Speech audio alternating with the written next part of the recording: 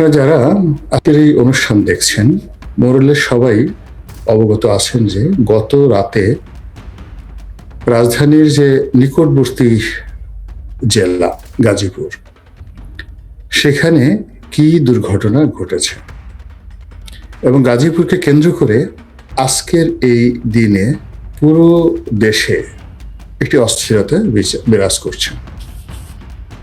এবং গাজীপুরে সেই ঘটনা, অর্থাৎ গত রাতের যে ঘটনা, এটি যে কোন জায়গাতে গিয়ে শেষ হয়, কোন পক্ষ বিজয়ী হয় আর কোন পক্ষ এখানে পরাজিত হয়, সেই জিনিসগুলো এখনো পর্যন্ত বলা যাচ্ছে না। তবে পুরো ঢাকা শহর থমথমে এবং রাস্তাঘাটে ভিড় নেই বললেই চলে, এবং সর্বত্রই এটা কানাঘুষে এবং সামাজিক মাধ্যমগুলোতে পক্ষে এবং বিপক্ষে প্রচুর তর্ক এবং বিতর্ক হচ্ছে।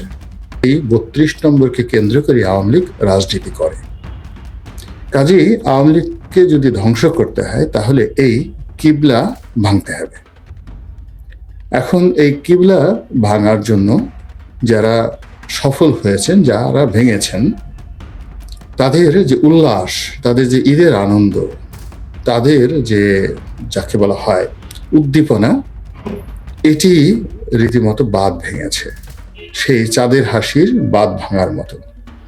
এবং তাদের মধ্যে একটা আত্মবিশ্বাস এত প্রবল থেকে প্রবলতর হয়েছে যে সে যেখানে বঙ্গবন্ধু শেখ মুজিবুর রহমানের বাসভবন, যেটা ভাঙলে বাংলাদেশে কিয়ামত হয়ে যাবে এবং যেটা হাত দিলে আওয়ামী লীগের লোকজন রীতিমতো দেশে সারা দেশে আত্মহত্যা করবে, এরকম অসংখ্য রকম ঘটনা। তো যখন সেই বাড়িটা ভেঙে ফেলা হলো, একটা টু শব্দ হলো না ঢাকা রাজপথে। দ্বিতীয় যে ঘটনাটি, সেটি হলো যে এই বাড়িকে কেন্দ্র করে যারাই কথাবার্তা বলার চেষ্টা করেছেন, অভিনেত্রী শাওন, তাকে আটক করা হয়েছিল, আবার ছেড়ে দেওয়া হয়েছে। তারপর যেটি হলো, সারা বাংলাদেশে টার্গেট করে করে বিভিন্ন এলাকাতে মন্ত্রী মিনিস্টারদের বাড়ি ভাঙাচোরা করা হলো। যেমন পিরোজপুরে সমরেজাল করিম নামক একজন মন্ত্রী ছিলেন, নিপাট ভদ্রলোক। তার এলাকাতে তিনি কি করেছেন না করেছেন, বাট আমরা ঢাকা শহরে তাকে একজন সজ্জন ভদ্রলোক হিসেবে জানি, যদিও তিনি এখন অজ্ঞাত স্থানে রয়েছেন। কিন্তু সেই মানুষটির বাড়িও ভেঙে চুরমার করে দেওয়া হয়েছে। আমির হোসেন আমুর বাড়িতে আক্রমণ চালানো হয়েছে, এমনকি তুফাইল আহমেদের বাড়িতে অগ্নিসংযোগ করা হয়েছে।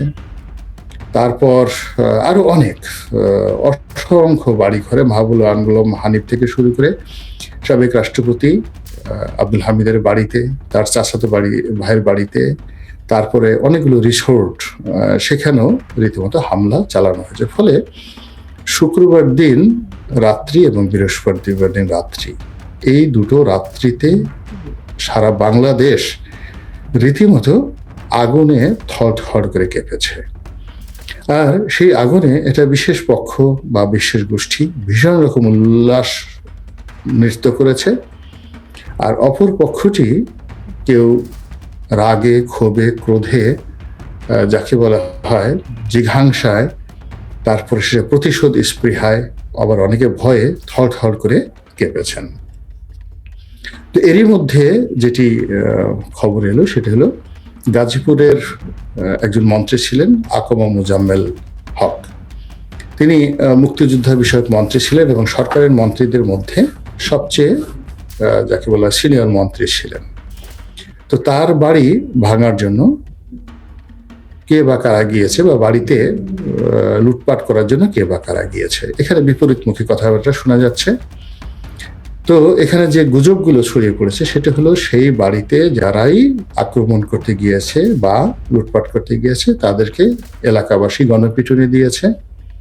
কেউ কেউ বলছেন, প্রচার হয়ে গেছে যে ওখানে ৩ জনকে একেবারে রীতিমতো গণপিটুনি দিয়ে মেরে ফেলা হয়েছে। এই ধরনের একটি গুজব ছড়িয়ে পড়েছে।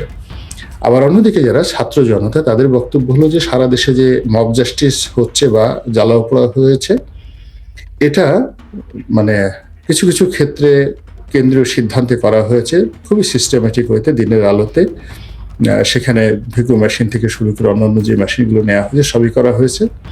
আবার অনেক ক্ষেত্রে দেখা যাচ্ছে যে ছাত্রদের নাম ভাঙিয়ে অনেকে এই চুরি ডাকাতির হাজানি করেছে। তো গাজীপুরে যারা সমন্বয়ক বা ছাত্র জনতা রয়েছেন তাদের মধ্যে হঠাৎ করে একটা দেশপ্রেম জাগ্রত হলো, এবং তারা যখন খবর পেল যে এরকম একটা ঘটনা ঘটতে যাচ্ছে তখন তারা ঐক্যবদ্ধ হয়ে সেখানে যাওয়ার চেষ্টা করলো, কিন্তু তারা সেখানে গিয়ে তারাও ভীষণ রকম বিপদে পড়লো এবং অনেকে পিটুনির শিকার হলো। ওই অবস্থায় তারা আইন শৃঙ্খলা রক্ষাকারী বাহিনীর সাহায্য চাইলেন। অনেকে আইন শৃঙ্খলা রক্ষাকারী বাহিনীকে অর্থাৎ বিশেষ করে পুলিশকে টেলিফোন করে তাদেরকে, নর্মালি সমন্বয়করা এই সময় স্যার ডাকেন না, কিন্তু বিপদে পড়ে তারা স্যার ডেকেছেন এবং তাদের পা ধরেছে যে স্যার আপনাদের দুটো পায়ে ধরি, আপনারা বাঁচান। কিন্তু তারা নানা রকম টাল বাহানা করেছেন এবং এই দেশপ্রেমিক ছাত্র এবং জনতাকে উদ্ধার করার জন্য সেখানে যাননি। ফলে সেখানে প্রথম আলোর রিপোর্ট অনুযায়ী প্রায় 15 জন সেই ছাত্র এবং জনতা গুরুতর আহত হয়েছেন এবং সেনাবাহিনী গিয়ে তাদেরকে মুমূর্ষ অবস্থায় উদ্ধার করেছেন। অনেককে সেই ব্যাটারির রিকশায় করে এনেছেন ভীষণ রকম বিশ্রী এবং অবস্থায়।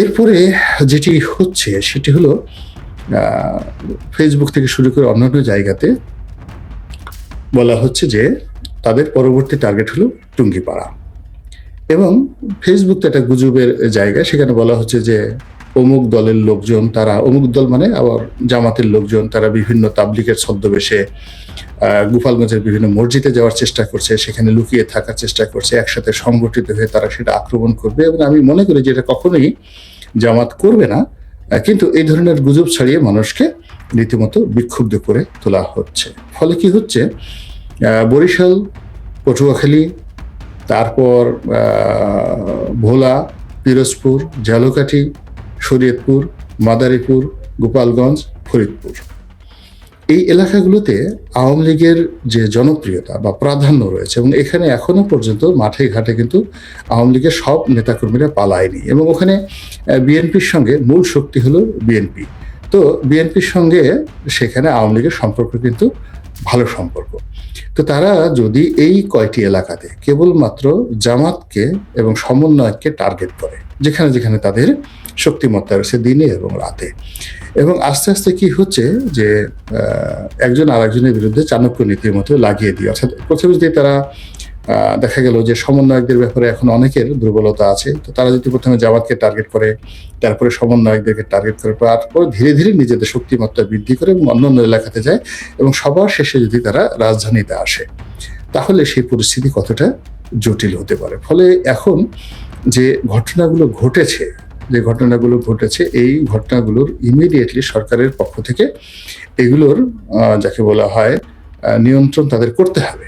নিয়ন্ত্রণ যদি তারা করতে না পারে তাদেরকে পদত্যাগ করতে হবে, তাদেরকে চলে যেতে হবে। আদারওয়াইজ তারা একটা সময়, কিন্তু বেশ কয়েকজন লোক বলছেন যে, কাদের সিদ্দিকী সাহেব বলেছেন যে শেখ হাসিনার যে পরিণতি হয়েছে তার সাথে আরো অনেক জঘন্য পরিণতি হবে ডক্টর মোহাম্মদ ইউনূসের। আমি তার এই বক্তব্য ঠিক ওইভাবে না বলে আমি বলছি যে ডক্টর মোহাম্মদ ইউনূস যদি সতর্ক না হন এবং তিনি যদি কার্যকর ব্যবস্থা নিতে না পারেন, তাহলে কাদের সিদ্দিকীর যে আশঙ্কা সেটি বাস্তবে রূপান্তরিত বা পরিণত হতে পারে। এখানে মূল ব্যাপার হলো যে বাবা, আপনি পারবেন না একটা জিনিস। আপনাকে যদি একজন ইউটিউবারের কথা শুনতে হয়, একজন ফেসবুকারের কথা শুনতে হয়, একজন আপনার নাতির বয়সী ছেলের হুমকিতে যদি আপনার হাঁটু কাঁপে, আপনি ওই সিংহাসনে কিভাবে বসে থাকবেন বলেন? এটা তো ঠিক না। আপনার কথা যদি আইজি সাহেব না শুনে, আপনার কথা যদি সেনাপ্রধান না শুনে, আপনার কথা যদি এসপি সাহেব মুভ না করে, আপনার কথা যদি একটা থানা না চলে, তাহলে শুধু শুধু ওখানে বসে থেকে আপনি কেন আপনার সারা জীবনের অর্জন নষ্ট করতে যাচ্ছেন? এই গেল একটা বিষয়। 2 নম্বর হলো যে এখানে যারা সমন্বয়ক রয়েছেন তাদের মধ্যে এখন অনেকগুলো গ্রুপ হয়ে গেছে। সরকারের একটা গ্রুপ আছে, বাইরে নতুন রাজনৈতিক দল যারা করতে চাচ্ছেন তাদের একটা গ্রুপ আছে, রাজনীতি করতে চান না তাদের একটা গ্রুপ আছে, আবার সমন্বয়কদের মধ্যে জামাতের একটা গ্রুপ আছে, কেউ কেউ বলেন যে হিজবুত তাহরিরেরও এখানে একটা গ্রুপ রয়েছে। সব মিলিয়ে সমন্বয়কদের মধ্যে যে একটা সেন্ট্রাল কমান্ড আছে বা তাদের সার্জিসের কথা মতো সারা বাংলাদেশের সমন্বয়করা চলে, এটা আমার কাছে মনে হচ্ছে না। সেখানেও তাদের বেশ কিছু সমস্যা রয়েছে। তো এতগুলো সমস্যা নিয়ে যেখানে পুলিশ বাহিনী থেকে শুরু করে কোনো বাহিনী ঠিকমতো অ্যাক্ট করছে না, সেখানে আপনি ম্যাসিভ সারা দেশে যেভাবে আওয়ামী লীগের বিরুদ্ধে অপারেশন চালানো হচ্ছে, সেই অপারেশনগুলো সফলতা পাবে না, এটি স্বাভাবিক বিষয়। 2 নম্বর হলো যে প্রকৃতির একটা নিয়ম হলো মানুষের দেয়ালে যখন পিঠ ঠেকে যায়, দেয়ালে পিঠ ঠেকে যায়, তখন কিন্তু সে যাকে বলে রুখে দাঁড়ায়। এমনকি আপনি একটা পিঁপড়া দেখবেন, একটা পিঁপড়া আপনি তাকে কামড় পাড়া দিতে যান, ও একটা সময় যখন বুঝে যায় যে সে মরে যাবে, তখন সে তার সর্বশক্তি দিয়ে আপনাকে কামড়ে ধরে। এবং আপনি যদি তাকে পিঁপড়াটা ছাড়াতে চান, ওর আপনাকে এমনভাবে কামড়ে ধরবে যে ওর মস্তক মুন্ডু, ওখানে মুন্ডু থেকে শরীর আলাদা করে ফেলবেন, তবুও সে কামড় ছাড়বে না। তো একটা পিঁপড়া যদি এতটা জেদি হয়ে যেতে পারে, তাহলে আশরাফুল মখলুকাত মানুষ, তাদের মধ্যে যখন জিদ আসে, তাদের মধ্যে যখন অপমান আসে, তখন তারা কতটা ভয়ঙ্কর হতে পারে, এই বিষয়গুলো এখন যারা তরুণ এবং যুবক আন্দোলনের নেতৃত্ব দিচ্ছেন তাদেরকে বুঝতে হবে। 2 নম্বর হলো যে মব, যে কথাটি বলা হয়, মবের সবচেয়ে ভয়ঙ্কর দিক হলো যখন মব সংগঠিত হয়, তখন মানুষের মস্তিষ্ক শূন্য হয়ে যায়, বিবেক শূন্য হয়ে যায়, তার শরীরে শুধুমাত্র পাশবিক শক্তি থাকে, বিচার থাকে না, বিবেচনা থাকে না, বিবেক থাকে না, শুধুমাত্র একটি পশুর যে শক্তিমত্তা থাকে, হিংস্রতা থাকে, ওই রকম হিংস্রতা যখন তৈরি হয়ে যায়, তখনই ওটাকে মব বলা হয়। ফলে মবের নামে আপনি মিছিল করেন, মবের ব্যানার আপনি জাস্টিস করেন, মবের ব্যানার আপনি ভাঙচুর করেন, এই কাজগুলো কোনো অবস্থাতেই ভালো না, টিট ফর ট্যাট। এখন দেখুন প্রকৃতি এখানে একটা বিচার করে। অনেক লোক বলার চেষ্টা করছে যে দেখুন, যেদিন মওদুদ আহমেদের মতো সম্মানিত লোককে রাস্তায় নামিয়ে দেওয়া হয়েছিল, যেদিন আপনার বেগম খালেদা জিয়ার বাড়ি ভেঙে দেওয়া হয়েছিল, যে অঝরে তিনি যেভাবে কেঁদেছিলেন, তার পরিণতিতে আজকে সুধা সদন বা যাকে বলা হয় 32 নম্বর জ্বলছে। এখন এই কথাগুলো তো আপনাকে শুনতে হবে, এটা হলো প্রকৃতির বিচার। তো প্রকৃতি যদি সেটা ধরে নেন, সেটার বিচার হচ্ছে। আবার এখন আল্লাহ তো নিজে এসে ফেরেশতা পাঠিয়ে কোনো কাজ করেন না, তার মানুষ দিয়ে কোনো কাজ করেন। আবার এখন আপনি সারা বাংলাদেশে যাদের বাড়িঘর ভাঙবেন, তো এই বাড়িঘর ভাঙার যে একটা সংস্কৃতি চালু হলো, এটা তো অতীত আওয়ামী লীগ করেনি। আওয়ামী লীগ হয়তো বেগম জিয়ার বাড়িটা ভেঙেছেন, তারপরে মওদুদ আহমেদকে বাড়ি থেকে উচ্ছেদ করেছেন, কিন্তু সারা বাংলাদেশে মির্জা ফখরুল সাহেবের বাড়িতে তো কোনোদিন একটা ঢিল কেউ মারেনি। কিংবা বিএনপি জামাতের শফিক সাহেবের যে হাসপাতাল আছে, শফিক সাহেবের যে ব্যবসা বাণিজ্য আছে, সেখানে তো কেউ কখনো আক্রমণ করেনি। এমনকি জামাতের অফিস তালা দেওয়া হয়েছে, তারপর শেষে তারপরে মাহমুদুর রহমান সাহেবের আমার দেশ পত্রিকা তালা দেওয়া হয়েছে, কিন্তু আমার দেশের সামনে জায়জাদিনের সামনে কখনো কোনো অবস্থাতে এইভাবে প্রথম আলোর সামনে যেভাবে জিয়াফত করা হয়েছে, এই জিনিসগুলো তো হয়নি।